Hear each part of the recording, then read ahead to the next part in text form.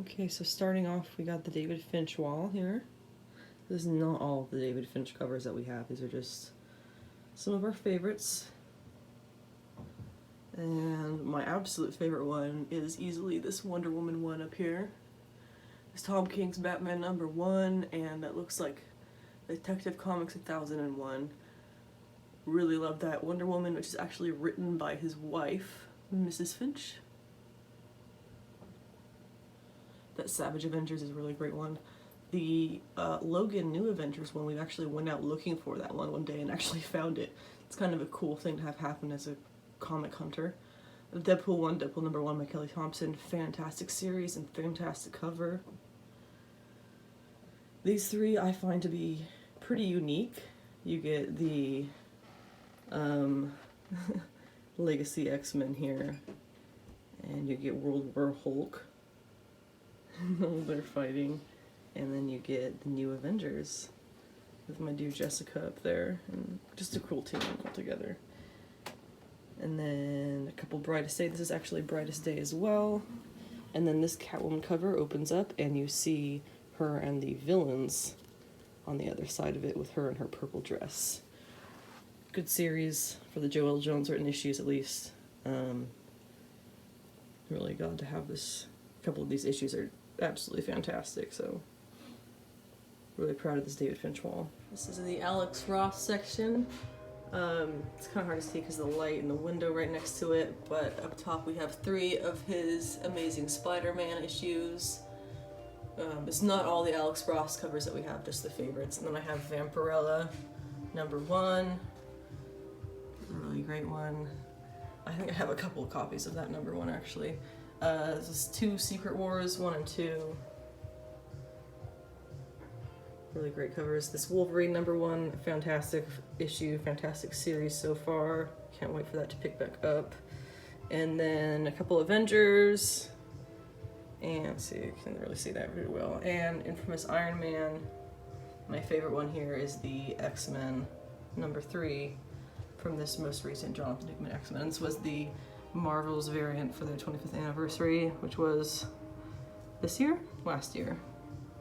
But really great stuff here for Alex Ross. Our DC section is kind of small. Relevant issues. We have Death of Superman still in the bag. I don't actually think it's worth that much because it was so printed, so heavily printed. Some Retro Titans, Retro Green Lantern, Emerald Twilight when he loses his shit. Good old creepy Bane and Batman.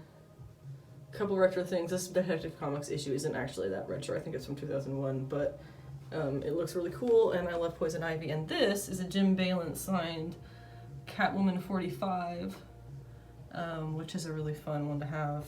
I don't know if that's, it was like $1, I think, when I bought it. It's probably not worth much 90s stuff. And then if you turn the corner, it's a couple connecting covers. This one is from the Green Lantern series that I read the first, 40 issues of. And then this one is the big, long Bats Out of Hell 4-part connecting cover, which you can kind of see here. Fun stuff that was all related to metal, which is probably the best, in my opinion, DC event they've had in a couple of years. And that was the Rebirth poster that shops were giving out. Fun stuff here. All right, for the Marvel Retro section, let's start up here where we've got the infamous 4-part X-Men #1. Zoom in on each of those a little bit.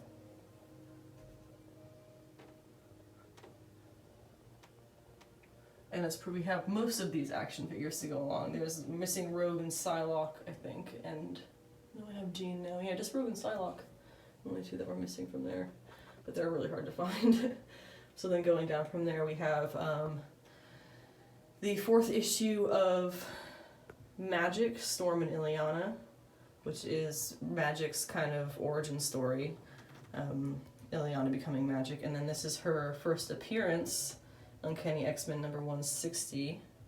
And if you kind of go down this way, this is just a fun 90s cover of a series that she appeared in. And then moving down this way, we get some more X-Men retro stuff. Lots of Jim Lee here. Lots of Jim Lee 90s X-Men. Excellent condition, 1994.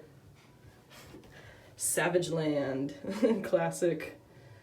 Wolverine, let's go up here a little bit. We have some more retro stuff. This is all retro wall. When we get into, there's a couple Wolverine things, Wolverine team-ups. We got Wolverine and Ghost Rider, Wolverine and Gambit. And then we get some classic X-Men. Goes down into Fantastic Four there. There's Fantastic Four Phoenix Saga crossover. And we get some Doom Fantastic Four. And then we get some Galactus there. And there's some She-Hulk on a couple of these teams too. These Fantastic Four ones. There she is doing her Superman, the infamous Superman cover with her imitating it. And here we've got, I like the colors on this one, but moving up on over, goes into Thor and Silver Surfer, kind of the cosmic guys here. You can see there's Thor and Sif and the Rainbow Bridge, Silver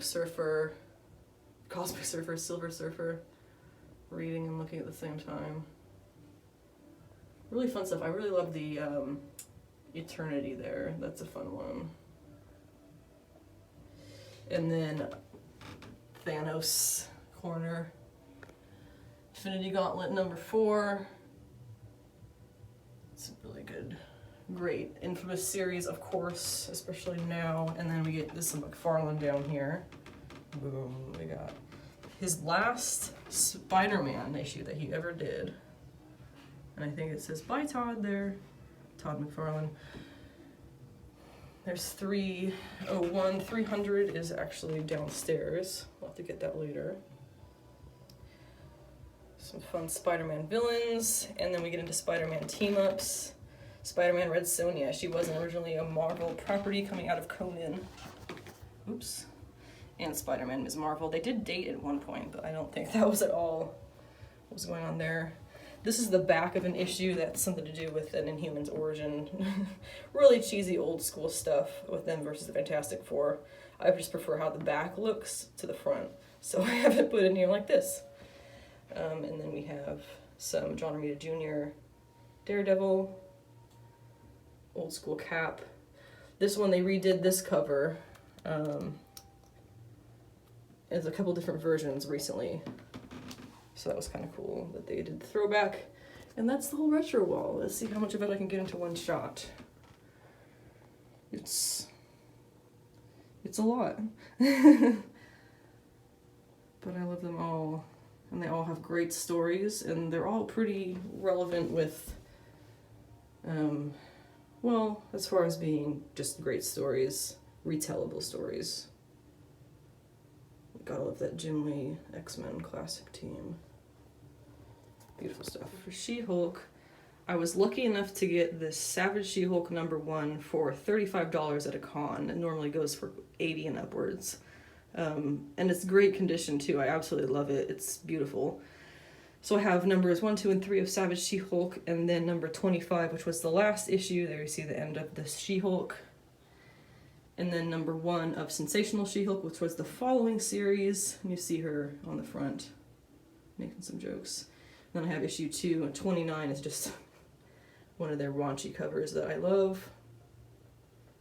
At some point I want to get a couple more of these Sensational She-Hulk and Savage, but even it up a little. And then there's a couple of favorite covers up here. Fantastic Four Wedding Special Artgerm cover. The Tamaki Hulk #1. The annual from 2019, and then that is, I believe, another Fantastic Four issue. They just have the variant of her on the cover, and then over here next to the Artgerm, I have the Fantastic Four Artgerm set. So they all kind of hang out together. And it's all the same issue. I don't know why they sometimes do that, different variants for the same issue that people are all going to want to collect. Just make it a couple other issues to have other variants, but some really beautiful stuff and some great key issues in here as well. Okay, this is more of a miscellaneous character covers wall. ones that we just really liked and wanted to put on display, but didn't really have a place to put them. So starting up at the top, this is just a beautiful Deadpool issue. And getting closer, the light's kind of difficult with the glare and these bags, but you can see how great that art is on that variant. And then this was the Lauren Tsai Captain Marvel #1. I was really upset. You can see it has some fingerprints on the side. Marvel covers a lot of times have these issues where they're really prone to getting messed up with humidity. The ink, I don't know if it's the ink or the paper, but that happens a lot, and I was really mad. That happened while I was reading it, and I wasn't aware that my hand was stuck to the cover. It's really pissing me off, but that's life, I guess. You live and you learn. And then this Deceased variant, where it's the horror movie Poison Ivy variant. It's really fun. This really cool Mr. Miracle, Tom King. He's got the little Batman toy. And then here we have Wave, the Filipino superhero with water powers. Agents of Atlas, fantastic set of series by Grey Pak. And then this is another House of X, what is that, issue 4? Issue 3, with Psylocke variant. It's just so gorgeous. The different versions of her in her various outfits. Uncanny X-Force, Rick Remender, and Opeña, I want to say Gerard Opeña. Silver Surfer Black, Tradmore and Donny Cates killed the series. Tradmore knocked it out of the park with the Kirby-esque art, and the colorist Dave Stewart did an equally great job on getting his line work to be colorful and just completely bonkers, out of this world, beautiful. And it is a kind of Kirby art style, so if you haven't read the series, it's, oh gosh, I can't recommend that enough. Astonishing X-Men back in the Whedon days. That's just a funny little one. Invisible Woman. This was a Mark Waid and Mattia DeLuise series. I am obsessed with this series. It's another one I always recommend to people, especially if you want... It's James Bond, but with Sue Storm. So it's so good. Saga, I don't have to tell you anything about that. I'm sure you've heard. If you haven't heard, go read it.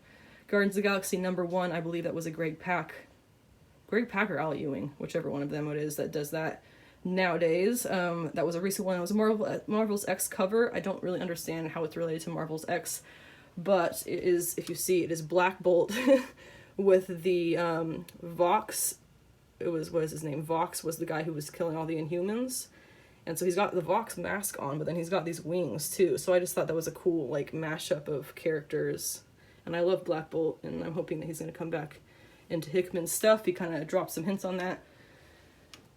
And then moving down to the last two in this section, we have this really fun Deadpool with him and the Hulk. It's just kind of a fun... He's got his last will, I don't know if you can see that. His last will pin there on his vest. It's just a really fun character cover of him being Deadpool. Deadpool doing Deadpool things and causing chaos and pissing people off at his own expense, because it's just what he does. And this Raphael Grandpa Wonder Woman, I had as my phone cover as soon as I saw it was a thing that was going to be released. Probably for 2 months at least before I bought this cover. I was so excited to get it, and now I have it, and it's beautiful. He did the he did the Golden Child, Batman the Golden Child, with Frank Miller, and really his art style fits so well. It's individual, it's unique, it's so him, and it just fits that world beautifully. So if you haven't read that also, and you know a little bit about the Frank Miller verse, definitely give that one a read. And the Wonder Woman's, you know, they're finally getting a female writer, so hopefully it'll get better. And that's the character wall. I went through a phase where I really loved Babs Tarr's art. She went through a phase for a while where she did absolutely fantastic comic book work. Doesn't do too much of that anymore now. But here's what I have of her stuff that I really like. I think I've got a few others that are kind of phoned in covers, but these are my favorites. So it's Nightwing Rebirth variant #1. I think that was a variant. Maybe it wasn't. What do I know? Red Sonja Vampirella, that one was a variant, and I was... Oh, it's just, that's probably one of my favorite all-time covers. I would get this one graded. It fits them so well, and it also actually is relevant to what's happening on the inside of the issue. The color combos, I don't know, I just love this. It's too cute. We have this signed con exclusive Motor Crush number 0. This is the whole team on the cover signing it. Really great series, Motor Crush. It's it's not what I expected going into it, but in a fantastic way. Wicked and the Divine speaks for itself. If you've ever heard of it, it's remarkable. This was just a cool variant she did. I collected Wicked and Divine digitally. Unfortunately, I don't have too many hard issues. I do have this one though because it was a Babs Tarr issue and I wanted to get that one for my collection. Same as this Justice League Wonder Woman cover. It's really neat how you've got the other members of the League in the background and then her running forward charging. And this Batgirl, of course, is kind of legendary now. She designed this Batgirl suit. Probably one of my favorite things that she's done in her career was this Batgirl suit. They've moved on from it now, but I really enjoyed it while it lasted. And that was when she designed for the New 52, and that was issue 52 of the New 52 Batgirl. She just did that one for fun. She did the interiors for a while too, but she had other things to do, I guess. And those are the 6 that I have for her. I'm now standing with my arms completely above my head because these are in a difficult place. But here's the J. Scott Campbell covers. There is Vampirella number 3. They did a fantastic job on the variants for the odd numbered issue. Well, it was really, they did Artgerm for even, and then they did just relevant variants on the odd numbers. His Spawn 300, when I bought this, I didn't even know that this was a J. Scott Campbell. I just thought it was really sick. For a Spawn 300, it was my favorite one that our local shop had, and then later on I realized, oh, it's J. Scott Campbell. So that was fun. Black Cat number 10, really fun team up with her and Wolverine, really good cover. Overall, just good, great issue too. This series is a lot of fun. I recommend it if you just want a fun, well yeah, just a fun kind of Black Cat trooping around stealing things series. It's a lot of fun. Star number 1, I really like this one. He did great with, he's normally criticized a lot for his body proportions, but this one I think he did a particularly good job on making it look kind of normal and realistic. So that was a good one I picked out. And Spider-Woman Alpha number 1. That's my girl Silk, who I love. So I had to get that one. It's a small section, but I'm really picky with my J. Scott Campbell covers because, as I'm sure anyone watching this would know, he's got a reputation for being kind of shitty sometimes, not gonna lie. But these are some of the good ones. Now I have what I call the romance wall, and I'll do this as best as I can with the glare and the light and everything. I hope it's not too dark. So we have over here, there's a bunch of Tom King issues, you'll notice.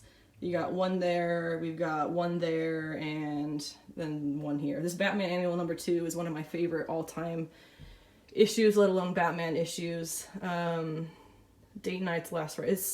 It solidified their relationship as being a real thing in the comics that is recognized through canon.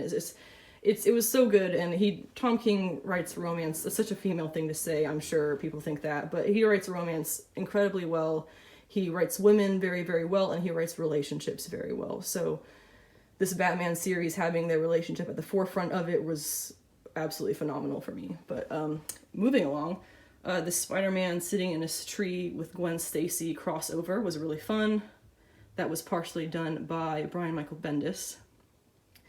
Mr. and Mrs. X, of course, Rogue and Gambit finally getting together. Speaking of Rogue and Gambit, we've got this retro cover right next to Storm and Forge, which I'm just going to get away with this and say it now. Her suit is silver, okay? It's silver. I know in the animated series it was white, but if you compare what her suit looks like, the way they color it, to the way they color Colossus, who is silver, it's the same damn thing. So, just putting that out there. Her suit's silver, in my head. Really great romance covers. I just like looking at them. We've got Superior Spider-Man, where Doc Ock is there in Peter's body, making out with Mary Jane, so that's a little bit of a shocker. Man of Steel, not my favorite romance, I have to say, at all, but there it is, and it's a cute cover, I guess. It's another sitting in the tree, Gwen Stacy, Peter Parker, excuse me, Miles Morales, what am I saying? Daredevil, get some glare off of that. This, I'm blanking on her name, but this is, I want to say her name is Echo, and she at one point has it out for Daredevil and is dating Matt Murdock and doesn't realize they're the same person. It's really kind of a fun I haven't finished it. It's Marvel Knights. That's fun. Cassette on the inside. Really great stuff. An Amanda Connor, just a cute little Batman Catwoman date night with some fun characters around there. That was just a fun Batman cover. That's another Tom King issue. Saga, once again, needs no explanation. And then this is another, actually probably one of my all-time favorite Batman issues, period. Double date, where Superman and Lois Lane go on a double date with Batman and Catwoman. And it's as beautiful as it sounds. It's, oh my gosh. It's the best. Here's another Batman. Dark Reunion, Tom King. Another Amanda Connor. I like this one a lot because you get these individual covers a lot, but I have yet to see anyone else having this one. You can see where it changes. I forget what that's called, but they're all happy and married, and then there's the reality of how this relationship kind of ended up. So that's kind of fun. Captain Marvel's a man slut, we all know that, but there's a cute cover with him and some lady. That may be his son's mother, I'm actually not sure. Don't ask me. This is Newligan. I have some art by him, and this was a freebie that he gave me with the art that I purchased. He's a great artist. That's kind of his thing, is to put his characters in Converse. Okay, moving along. Ooh, you can't see that. This is an Artgerm, Batman and Catwoman. This is from Batman 49.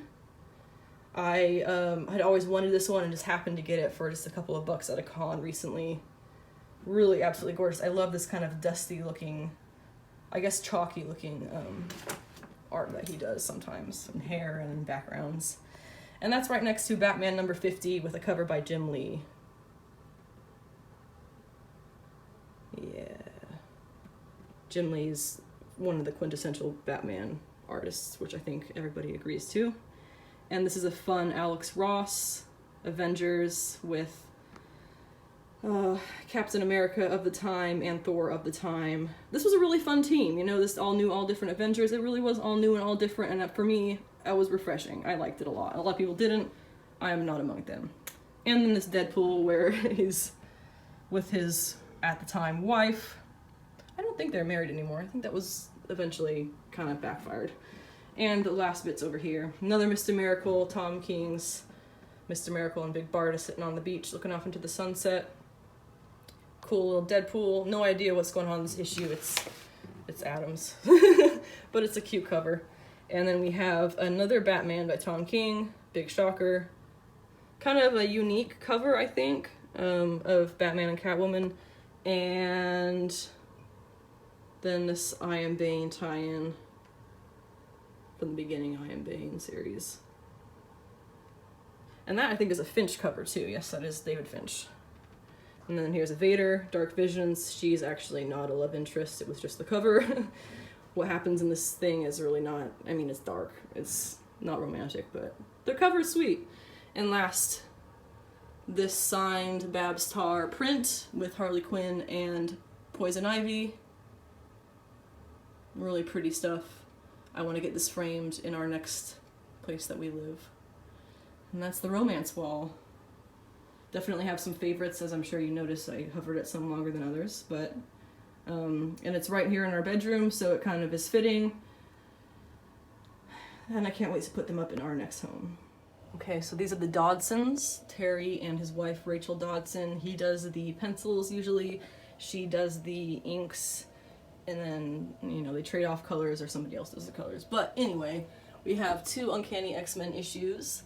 What I find interesting about the Dodsons' art is, one thing is they always, well, not always, they tend to give Kitty Pryde, the glare is really bad here, they tend to give Kitty Pryde her hair down. She's traditionally shown with her hair in a ponytail. The Dodsons have a couple issues with her hair down, which I think is very maturing of them to do for her. And some great outfits for all the X-Men here, and Namor. Oof, sorry for shakiness. And I love their Psylocke. They got one right here. And then I have these 2. Astonishing X-Men and Mystery in Madripoor. This is a really fun one with, Psylocke and, what is his name? Phantom X. I'm blanking hard. And that you can see is the Quanon Psylocke, where she has a little more Asian features. She's got darker hair, although it is still purple hair. It's just darker purple. And there's the two of them, they had their romance. And then you get this one, which you have Betsy Braddock's Psylocke. See if you can see her there. And she's standing over Quannen's Psylocke. I really appreciate, not a lot of people understand that, I think, at the first, but you get the two different Psylocks, and they are completely different people, and they're completely different races, and they're completely different ideals. So I really like that they portray them so clearly as individual people, even though they're usually in the same body. But I thought that was pretty cool. Sorry if it's crooked, it's just a really bad angle I'm trying to get to these at. Boxes everywhere. Okay, so Justice League Odyssey is a really fun series. Still kind of seeing where it's panning out to, but here is their Jessica Cruz Green Lantern. And Steven Sejic, I don't know if I'm saying that right, he did a couple of the interiors on these, and oh gosh, I recommend reading those. Here's their Batgirl. They did a couple Batgirl covers. This was just one I happened to pick up that day. That is her new outfit that was designed by Sean Murphy. And they now have it in the comics, and I think it's really also maturing for her. A couple Princess Leia issues, number 1 and number 4. Because of course you have to have that. Something I think is interesting is I Bet You Any Money, this issue of Princess Leia was done around the same time as this issue of Justice League Odyssey, because they have the same kind of bubbly art background. I thought that was kind of funny putting them there. And then one of the most beautiful Vampirella covers that I own. I think that they just did such a fantastic job. This is gorgeous. Just so carefree. Very capturing her spirit, I think. And then we go down to Wonder Woman. Not my favorite Wonder Woman cover by either Dodson, but it is, it's a fun one. You know, I gotta find something a little better to replace this one with. And then this is one of my favorites up on this wall, Emma Frost from X-Men Black, number 1. If you see, this is actually just a Terry Dodson one. There's no Rachel Dodson on this. This is one of his, I think it's a watercolor. I don't think it's markers. He does markers sometime, but I'm pretty sure this is a watercolor with his pencils on the bottom. So really gorgeous, gorgeous work. I love the suit that he put her into, good suit. And those are the Dodson's works. I'm gonna go through the Frank Cho stuff as best as I can. Standing on a bed doing this, so I apologize if it's shaky. Trinity number 2, this series, the first couple of issues were done entirely by this one person, Manipal. And they were knockout issues, just completely well done. It's a beautiful cover variant by Frank Cho. And we have, he did 6 Wonder Woman issues at the beginning of Rebirth. I have the statue that goes in correspondence with this one. Fucking gorgeous. Issue 2, beautiful. Issue 3. Issue 3, this was supposed to be a much longer set of variants that he did than 6, but issue 3 was supposed to have a little bit of butt cheek in there, just, you know, tasteful. But let's see, Greg Rucka was the writer at the time, and he wanted to censor that, and Frank Cho took offense to that and decided to only finish off the run with what he had already done. I can't blame him. It was not an inappropriate piece of art, I think, if you look at it up online. But let's move along. Issue 4 has this gorgeous line work. Ooh, there we go. This gorgeous line work that he does. You can kind of zoom in here. Let's see if we can get that. You can kind of see it. It's really hard to get on camera. But it's his ballpoint pen stuff that he does that is absolutely amazing, mind-boggling. Issue 5, very Greco-Roman. And issue 6, I feel like this was a big middle finger to DC for letting Greg Rucka censor that issue. He just said, this is what you could have for the rest of my run, but instead I'm going to tease you with this bit that is just drop dead gorgeous and will make you cry a little bit. Ms. Marvel number 1, I don't think there's anybody that looks at this and says they don't like it. To be completely honest, this issue and this cover had a lot to do with me getting more interested in learning more about comics faster. It's, you know, this is, you know, beautiful, strong, powerful, scary, sexy, powerful. I think I said that one already. You get the point. There's just so much to be enjoyed about this cover. I'm trying to get it to focus correctly. There we go. Just so much to be adored about this. So I'm happy to have this one in my collection. Let's see, there's a Scarlet Witch and, gosh, whichever one of the Summers girls that is. I can never keep track of who's who. It's either Rachel or the other one. A couple Harley Quinn issues. He does a lot of Harley Quinn stuff. He's very well known for it. So I have a few that I picked out that I really enjoyed. You can see the wings on this one are also some more of that line work, same as the dress. And this is a fun one. I like where he does this, the red in the lips and the face markings a little bit. And she's got all these cats and the big old knife. This is a Batman 48. More of this awesome line work that he does. And moving along, Savage Wolverine. I actually have 1 and 2 of Savage Wolverine here. Frank Cho did the writing on these as well as the covers. It's kind of fun when he does that. Different side of him, I guess. This is a Marvel Knights Sue Storm Frank Cho cover that would not fly today. I always get a good chuckle out of this when I look at it. It's very pin-up, and they would never let that get printed these days, but I'm very happy that we found this in a bin for, I think, less than $1 is what it ended up coming out to be. Great deals at cons when you find stuff like that. And then Red Sonja Vampirella. Great team-up and great artist to do the team-up. I have no idea if this is focusing on things right. We're having technical difficulties. This is a fold-out Vampirella. Unfortunately, I don't have a second copy to put in the other side. It's her whole body if you unfold it, the front and the back.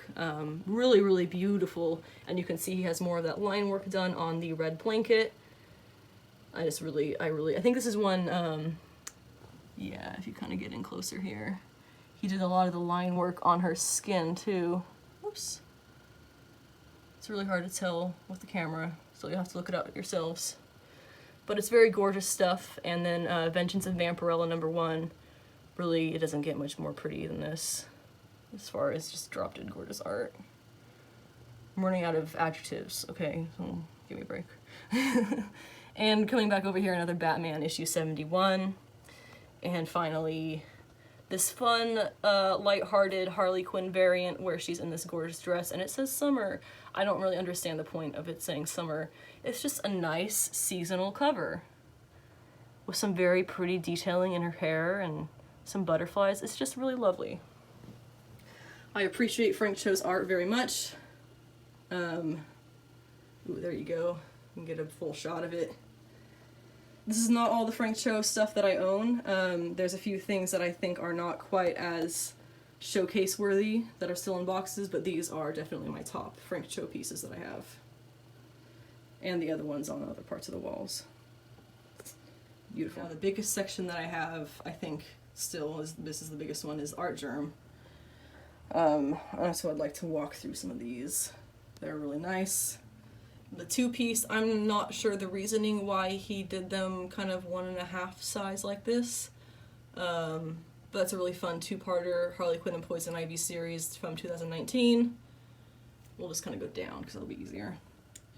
This we got, let's see, his New Mutants #1, that's a Magic variant. X-Men #1, that is the Jean Grey variant. I really love his Marvel Girl. His art is just, his digital art I prefer 100% to his traditional, which you'll see a lot in the covers that I have. It just blows my mind away. And moving down, we have the Peter Parker love interests next to each other. 2 of my favorite ones that I have from him, this Black Cat, I 100% intend to get graded at some point. That is, like, for me, a quintessential Black Cat right here. Just the hair and oh my gosh, everything about it is absolutely gorgeous. And you have similar beautiful points of the Amazing Mary Jane #1. Cute series, better cover. Let's see, we have a couple Vampirellas. He did the even numbers on Vampirella for a while, so here's #1. It's got the risque blood running down the front instead of clothing kind of stuff going on. Got it like that. #4. He did a lot more background on this one with the moon. It's very fun. And number 6. And now I do have another version of this one. This blood-stained front is actually a separate page that comes up and you can just see the art itself. I do have another version where it is all metallic, and that is, you know, just another one I'm going to get graded because it's so fucking pretty. This is Mercy number 1. Really fun series. Mirka Andolfo. Very unique art. I'm breaking shit that I'm standing on. I'm standing on a bed. Mirka Andolfo's Mercy. Beautiful variant here from him. Life of Captain Marvel. Honestly, can't say it's my favorite iteration of Captain Marvel. I did not like the short hair for some reasons that I won't go into explaining right now. But I really am looking forward to him hopefully doing another one of her soon where she looks more like what she does now. Not my favorite Captain Marvel cover, but it's my only Artgerm one. And of course next to her best friend, Jessica Drew, Spider-Woman. This is a beautiful cover. I hope he does one with her new suit as well. That would be a pretty fun thing to see. Scream and Carnage, father and daughter. This Scream series, actually, Scream Curse of Carnage, is really, really good. It's dark, it's gritty, its art is everything you would want it to be for that series. And this, of course, Absolute Carnage number 1. Amazing variant from Artgerm. Black Panther number 1. To be completely honest, I'm not sure if this is Shuri or their mother. I don't think it's Shuri because she looks a little older than what Shuri is at the comics right now. I'm pretty sure canonically she's still a teenager. Arrow number 1, good issue. I did not keep up with the series. However, the back of these issues of Arrow do have the origin of Wave, the Filipino hero. I can't speak. So that is a fun thing to get a peek into these for. And of course, gotta have both Thors. Glare is really bad on that one, so we'll start over here. Jane Foster Thor, the Mighty Thor number 705, where she unveils herself for the first time. Very sought after cover. Somehow I got it really cheap. There are places that sell it for up to $100 just by itself. Not sure why. Thor number 1 by Donny Cates. Very recent. Great series with Donny Cates. Absolutely bonkers what's going on, and it's the kind of series that if you're really into the Thor stuff, you'll just fist pump most of the time that you're reading it. That brings us down to Wonder Woman. I love this Wonder Woman. He's getting a couple of her. I think this one is still my favorite. I do want to get the heavy metal, I believe it's number 1 variant that he's doing with Wonder Woman of that kind of story. Different outfit, lots of flames in the background, you know, classic nerd shit. And Mara number 1. This was an okay issue. I did not keep up with the series, so I can't really say how it was. But it's a really gorgeous, gorgeous cover. And that brings us to the Catwomans. I have most of the Catwoman variants that he did. I think he went up to issue 13-ish. I got the last one I have is issue 13. So we'll say here's 1, 2, and 4. 5, let's see, 9, 10, 11, 12, 13. I guess this is 14. Okay, I was wrong. I got 14. I don't have all of them because I did not like all of them, to be honest. So I have the ones that I like. Some of them are, you know, they're really gorgeous. I think this one is probably my favorite, as well as the Alley Catwoman. He has a cover coming out for her 80th anniversary, whenever that's gonna happen. Everything's been delayed as of me making this, and there's some more of that kind of chalky background I was talking about in another section of this video, depending on where this chunk of video ends up in the whole thing. And there's all the Artgerms that I have in his section. Jenny Frison, one of my absolute favorite female cover artists. There's a quick shot of what I have all together. These are all the Jenny Frisons that I have. Up top is Fearless, is the 4-part series. She did the 4-part cover. Unfortunately, with the boards, it's really hard to see them connect. I kind of want to figure out a way to jimmy them and make them look more connected, but they're absolutely gorgeous. She has a really great array of characters displayed here. And this series as well is very, very fun. There's some heartwarming stories, There's some really fun stories, and then there's just some plain cute stuff.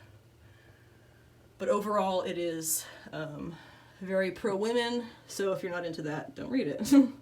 Got a bunch of her Wonder Woman. This is one of my favorites in the center of this shot here.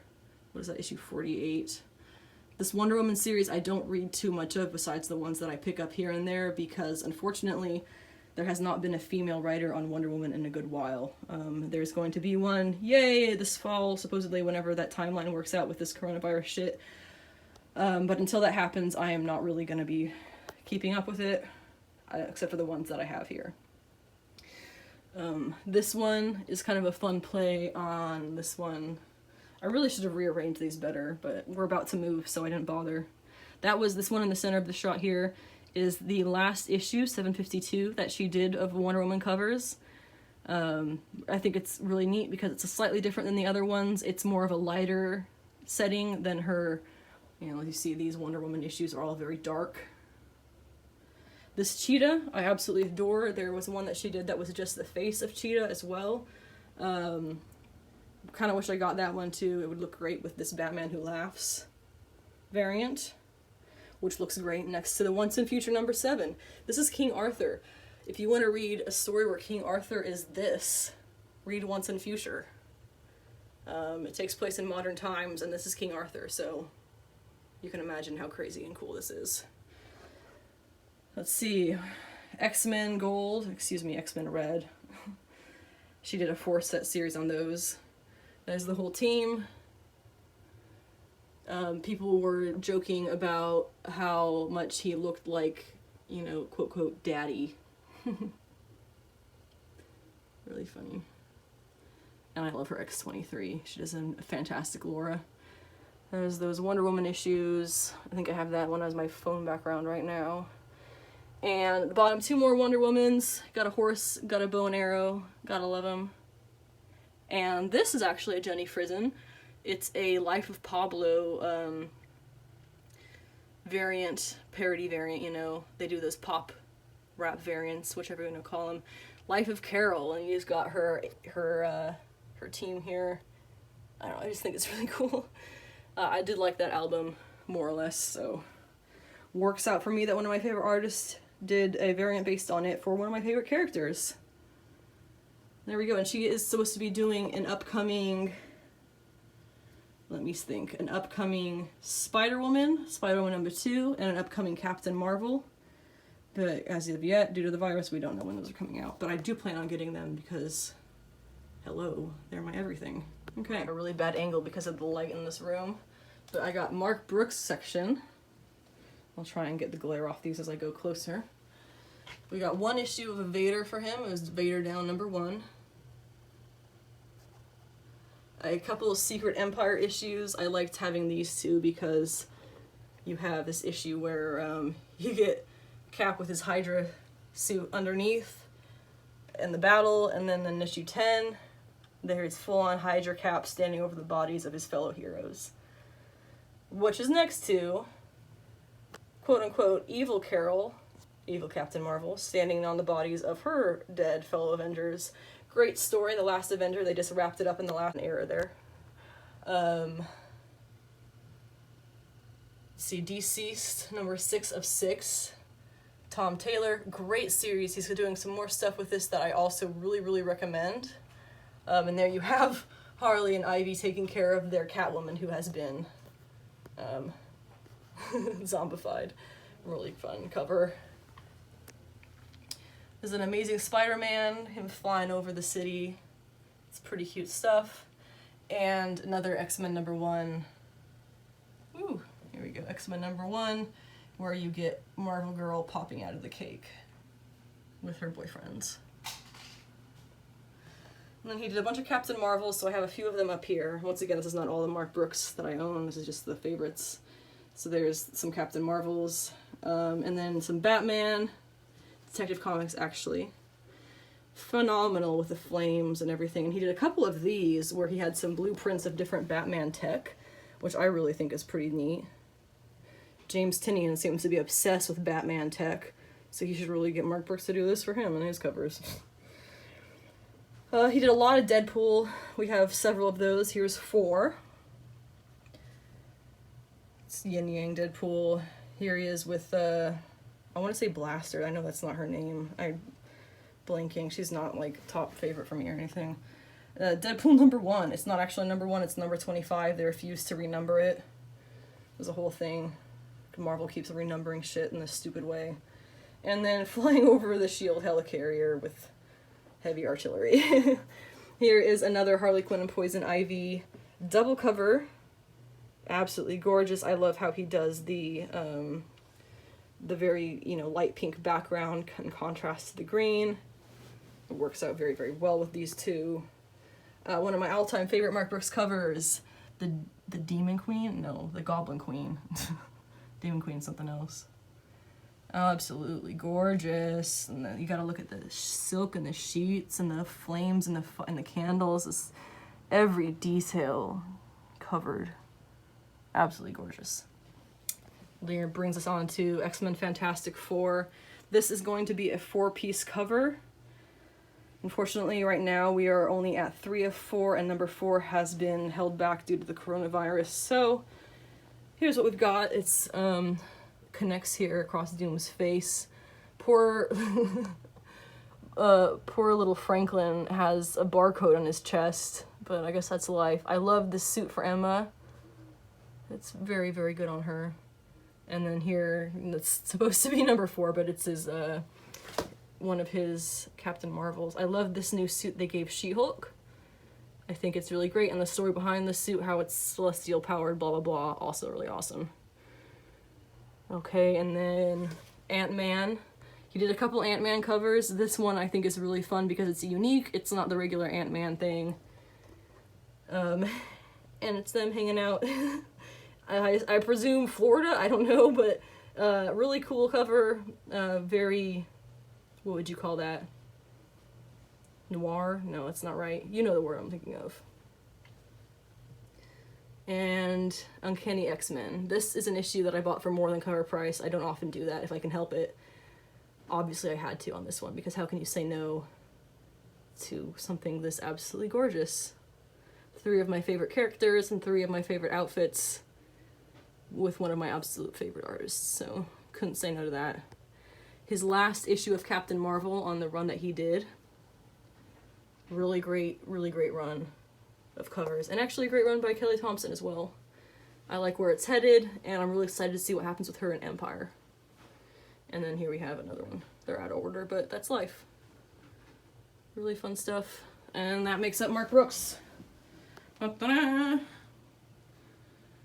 I'm always looking for more really pretty Mark Brooks covers. I actually have a poster waiting for me at my destination where we're moving that I will have to take lots of pictures of and post that as well. Alright, this is another one I'm going to be looking up, so I'm sorry if I sound strained. John Romita Jr., absolute classic artist for all really publishers. Here we'll see the Mighty Thor. He's got a fantastic Hela, bringing Thor out of his body. Daredevil, very simplistic. Cool, Doom War, you got Deadpool holding Doom's mask, wearing his cloak. It's kind of fun. Marvel Knights version of Wolverine. Another World War Hulks. He did a lot of Batman, obviously, people know him for that, as All-Star Batman. And here is the series he did with Frank Miller. I cannot recommend this enough for anybody who has any absolute interest in any way whatsoever in Superman. Read Year 1. It's great. It's really great. And we have a lot more John Romita Jr., a lot more, but this is what we put up for now. A little bit of a Batgirl homage corner going on here. Here's issues 27, 28, and 29 out of order. We have the 2 Sean Gordon Murphy covers next to each other. He designed this Batgirl suit, so it's appropriate that he did some covers with it. And then this one is just a really nice, it's actually a foil cover. You can't really tell, but that's a gold foil cover. And this is her, I guess, this was supposed to be her purple New 52 suit. I'm not really sure, honestly. But this was one of the first prints I ever got signed and purchased at a con. Really loved it.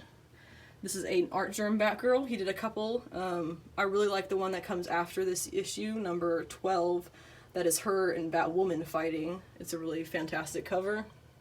He's not credited on this issue anywhere. I do not know why, because it's definitely his art, but his name is not anywhere in the issue. And then here is a David Finch. Excuse me, I think this is a Fabok. No, this is, yeah, Fabok. This is Fabok, Batman and Batgirl on Batman Eternal. And that is her black pre-52 kind of suit. Pre and partial 52. And then this is the Babs Tarr redesign for New 52. And last I have the Sean Gordon Murphy Curse of the White Knight Batgirl suit. He designed 2 Batgirl suits. There's this one, and then there's the one that is currently in canon for the comics, which Todd McFarlane. Did I say Todd McFarlane? I meant Sean Gordon Murphy. Todd McFarlane, though, does the toys, and this is the picture that he used to design her toy, which looks fantastic, by the way. You should check it out. But this is the Sean Murphy Curse of the White Knight suit that he gave her here. So I just have this little corner, an homage to Batgirl. Section is kind of just a cosmic, retro kind of stuff. Start at the top, we have some Silver Surfer as a one-shot, and then we have the retro toy right next to the box for the modern toy. And there is a Silver Surfer number 1. And then we have some Catwoman things. Little Egyptian background on her series here kind of ties into this, which kind of ties into this. Fun set. And kind of ties into all my Angelas I have down here. I'm still missing the pewter, excuse me, yes, the pewter and the cosmic Angelas. But this one is my favorite, the blue one. And then turning the corner, there's the Angela 3-issue series and her first appearance in Spawn number 9, which is below the shiny silver Catwoman number 4 Joelle Jones cover, and another retro Catwoman. Fun stuff here. All kind of goes together, somewhat themed. I had mentioned before that I have this issue as well, so I'll finish it off with this beautiful shimmery iridescent Vampirella by Artgerm. I definitely plan on getting this graded because it's one of the most beautiful issues that I have. No regrets on buying this. And that's all. That's my wall collection. I got about 6 or 7 boxes with the rest of it in it.